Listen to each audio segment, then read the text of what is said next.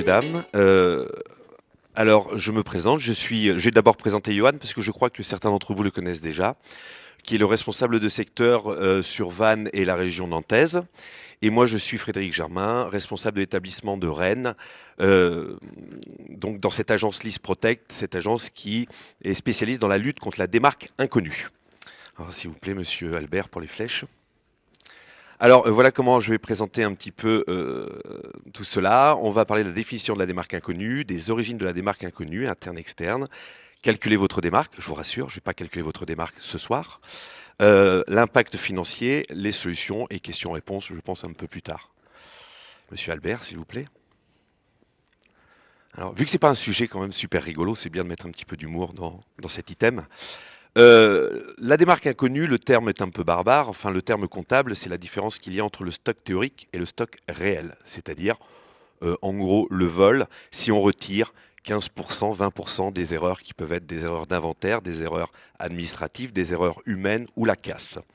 Tout ce qui va être, par exemple, péremption, ça va être de la démarque connue que vous allez pouvoir analyser.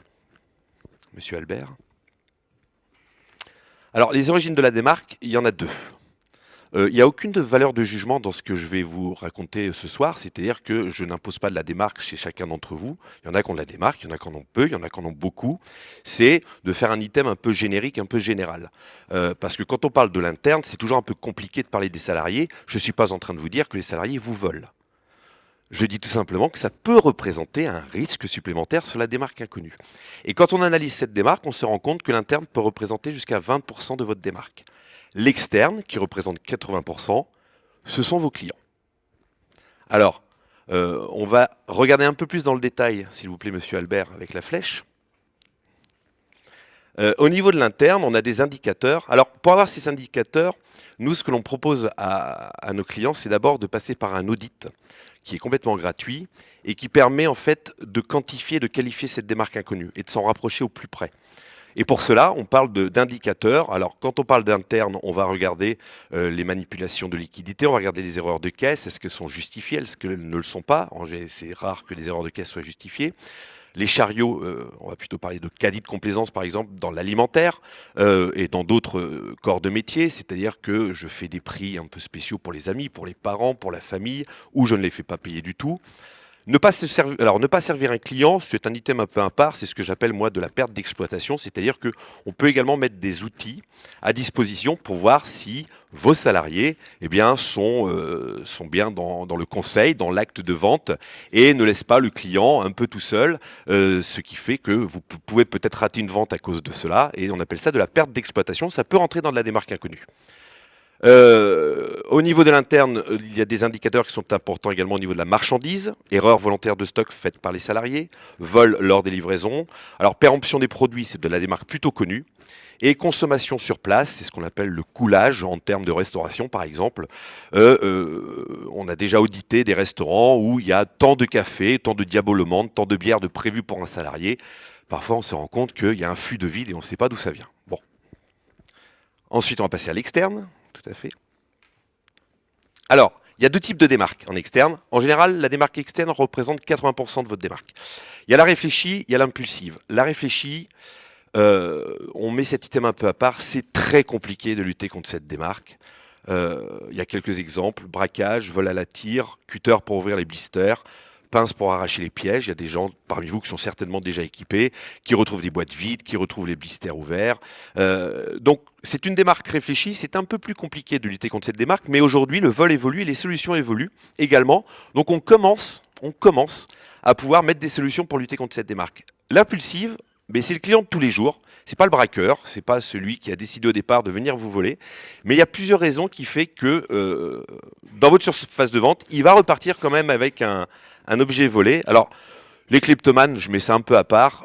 C'est des clients en général que vous avez bien analysés, vous les connaissez. Parfois même sont les meilleurs clients. Bon, c'était un peu l'humour, ça. J'en ai envie, personne ne me voit. C'est une opportunité. C'est le vol à l'opportunité. C'est-à-dire que la personne va se sentir un peu seule dans le rayon. Elle se rend compte que personne ne vient l'embêter. Eh bien, je prends le produit qui est en face de moi. Je fais ma petite remise. Alors, j'ai mis je fais ma petite remise parce que je vous assure, je l'ai entendu. Je l'ai entendu en officine. Alors, je suis un ancien Normand, je suis désolé de vous l'avouer ce soir. Mais je suis très fier d'être maintenant breton. Euh, j'ai toujours considéré que le Mont-Saint-Michel était à la Bretagne. Maintenant. Je fais ma petite remise. Je l'ai entendu, c'est une personne d'un certain âge, il n'y a pas de valeur de jugement quand je dis ça, qui a dit au titulaire, qui l'a attrapé sur le fait, je viens assez chez vous, je peux faire ma propre remise. Donc voilà, c'est comme ça. J'ai pas les moyens, mais je le veux. J'ai pas les moyens, mais je le veux. Il y a le vol par nécessité, qu'on rencontre un peu plus dans l'alimentaire. Mais aujourd'hui, j'ai pas les moyens et je le veux. On le rencontre de plus en plus pour des produits qui sont facilement revendables. Donc on le vole pour le revendre. Voilà pour l'externe. Alors, calculez votre démarque inconnue. Moi, je ne suis pas là, ni moi, ni Johan, d'ailleurs, pour éduquer qui que ce soit, pour faire le prof par rapport à la démarque inconnue. Il y a des gens, il y a des commerçants qui savent très très bien maîtriser leur démarque, donc tant mieux. Ils ont les outils pour ça, le stock est informatisé, le comptable fait apparaître la ligne démarque inconnue sur les bilans, il y a des inventaires tournants, donc il y a une vraie action qui fait que vous maîtrisez votre démarque inconnue. Et puis, je sais pas faire, ou j'ai pas le temps de le faire, ou je ferme un peu les yeux, ou j'ai pas envie de savoir. Enfin, il y a plein de raisons pour pas regarder sa démarque. Dans un premier temps, vous pouvez prendre déjà dans l'échelle d'évaluation, vous pouvez prendre entre 0,9% et 3,5% de votre chiffre d'affaires. Alors, rentrez pas ce soir, prenez pas votre chiffre d'affaires, mettez pas 3,5 par votre chiffre d'affaires parce que vous allez me détester juste avant d'aller vous coucher. Il faut savoir que je sais pas s'il y a des gens qui tiennent une animalerie ce soir. Non. Bon. En fait, l'animalerie, c'est le plus fort taux de démarque en France, avec plus de 4% de démarque inconnue. Voilà. Et moi-même, quand j'ai audité des animaleries, j'y croyais pas. Parce que qu'est-ce qu'on peut piquer dans les animaleries? C'est pas les grands sacs de croquettes qu'on pique, mais on pique des animaux dans les animaleries. Et je vais vous raconter une anecdote qui m'a fait rire, donc j'espère qu'elle vous fera rire. C'est un client d'une JMT, dans le Nord, qui m'avait raconté qu'il avait attrapé quelqu'un qui avait une boîte de coca vide avec un oiseau dedans. Il avait mis l'oiseau dans la boîte de coca. Donc le bruit de l'oiseau avait fait que mon client a dit « Attendez, qu'est-ce qu'il y a? C'est pas votre coca qui chante quand même. » Et donc il y avait un oiseau dans la boîte. Pour vous dire que le vol, il a quand même plusieurs facettes. Il est rigolo quand on parle au niveau des anecdotes. Quand on commence à regarder l'impact que ça peut avoir sur le chiffre d'affaires, c'est un peu moins rigolo. Je sais pas faire, moi. Alors, quand on fait un audit, on regarde également l'impact financier. Je vais pas rentrer dans les détails parce que je vais avoir l'impression d'être un prof de maths.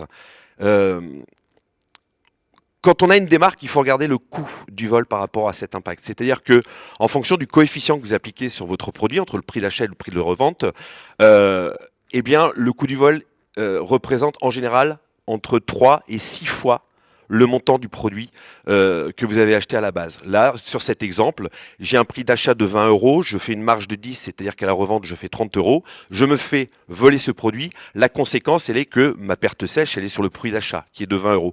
Et bien, pour récupérer, en tout cas, la marge escomptée, il faut que je revende 3 autres produits pour revenir à cette marge. Quelqu'un qui aujourd'hui a une démarque inconnue de 1 000 €, parfois, doit être obligé de faire 3 000, 4 000 ou 5 000 € de chiffre d'affaires supplémentaire dans l'année, rien que pour récupérer la marge. Donc c'est ce que l'on présente également quand on fait un audit. Alors les solutions, il y en a plein. Revoir l'agencement de la surface de vente, revoir l'emplacement des caisses. J'ai audité pas mal de personnes qui n'avaient pas de poste avancé. Alors, tous les magasins ne le permettent pas, hein. Mais une caisse dans le fond du magasin avec une surface de vente tout en longueur et la sortie tout au bout, en tout cas, ne vous préserve pas du vol et c'est même un risque supplémentaire. Et parfois, on est obligé de rajouter un poste avancé. Revoir la hauteur des présentoirs ou des gondoles. Quand on a des gondoles trop élevées, c'est compliqué d'avoir un œil sur la surface de vente. Modifier l'éclairage de la surface de vente, voilà, un éclairage un peu trop tamisé, un peu trop confiné, ça peut être un peu compliqué, ça peut faciliter le vol. Former et sensibiliser le personnel lorsque on a du personnel. Moi j'ai des clients aujourd'hui qui challengent leurs salariés par rapport à la lutte contre la démarque inconnue. À partir du moment où il génère un gain sur cette lutte, eh bien, il challenge le personnel pour qu'il continue en tout cas à être sensible et avoir un œil sur les gens qui seraient capables de dérober quelque chose. Bien évidemment, factuellement, il y a des solutions de protection électronique que vous connaissez, qui sont la vidéo, le portique anti-vol et encore d'autres. Et réorganiser les droits d'accès au personnel, là on est plus sur du pilotage d'activité, je dirais, c'est que on peut mettre également aujourd'hui en place des outils qui vous permettent, quand vous avez des salariés, de savoir qui rentre dans votre établissement en dehors des horaires d'ouverture, pourquoi, est-ce que c'est justifié, est-ce que ça ne l'est pas. On peut faire du badge nominatif, enfin on peut faire plein de choses. Moi j'ai audité certains restaurants, je pense toujours aux restaurants, qui s'étaient rendus compte, après avoir mis en place des outils, qu'il y avait des salariés qui revenaient à 2 heures du matin pour dépouiller la cave, pour dépouiller le bar. Donc voilà, ça fait partie de la démarque inconnue. Question-réponse, je ne sais pas si c'est maintenant, si c'est plus tard, si... Je vous laisse peut-être le temps de mûrir.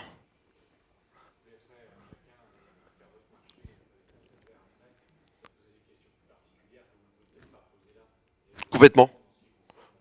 Sachant que, voilà, M. Alec a raison, c'est-à-dire que nous, notre intervention, notre première intervention chez nos clients, entre guillemets, c'est d'abord de faire un audit, vraiment. C'est de quantifier, de qualifier, de regarder vos process, de voir où sont les failles, de voir ce qui peut être amélioré, de regarder, en fait, c'est tout simple, hein, c'est est-ce que la marge est bonne, est-ce que la marge n'est pas bonne, est-ce que la marge n'est pas bonne à cause de la démarque inconnue et comment je peux la rendre meilleure avec des solutions. Est-ce que je peux retirer un gain grâce à la solution? Pour schématiser un petit peu ce que l'on sait faire, voilà ce que l'on peut proposer. Mais ce qui est intéressant, c'est d'abord de passer par cet audit parce que tout le monde ne mérite pas une solution.